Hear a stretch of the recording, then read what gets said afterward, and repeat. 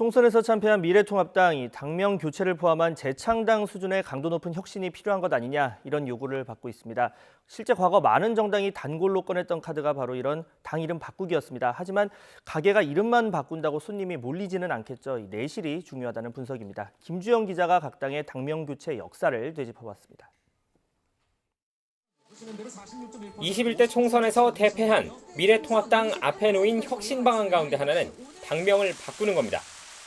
기존의 부정적 이미지를 당명과 함께 버리고 새롭게 출발하겠다는 의지를 담은 것으로 비대위원장 물망에 오르는 김종인 전 총괄 선대위원장의 구상이기도 합니다.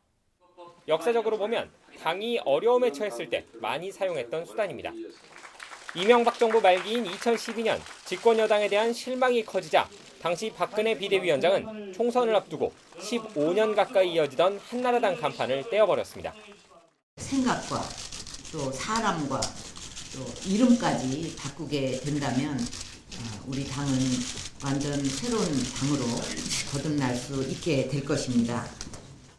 당명에서부터 공천까지 변화 이미지를 더한 새누리당은 총선에서 과반을 차지했지만 6년 뒤 박 전 대통령의 탄핵 위기 속에 등장한 비대위는 당 이름부터 자유한국당으로 바꿨습니다. 하지만 그뿐 탄핵 인정 논란과 개파 문제 등 고질적인 당내 갈등은 풀리지 않았고 대선에 이어 지방선거까지 모두 진보 진영에 내주었습니다.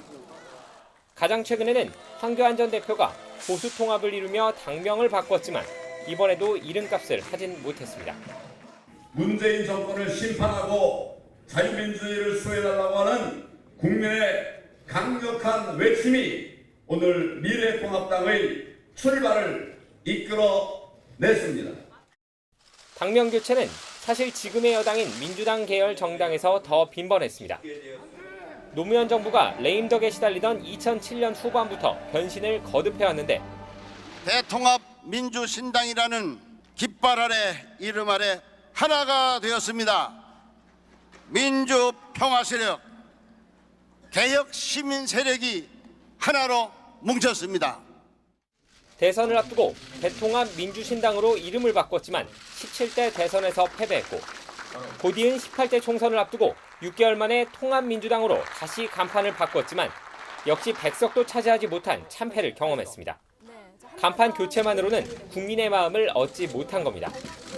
이후에는 민주당, 민주통합당, 민주당, 그리고 더불어민주당으로 변하며 10년 가까운 시간을 들인 혁신을 거쳐서야 원내 제1당을 차지할 수 있었습니다.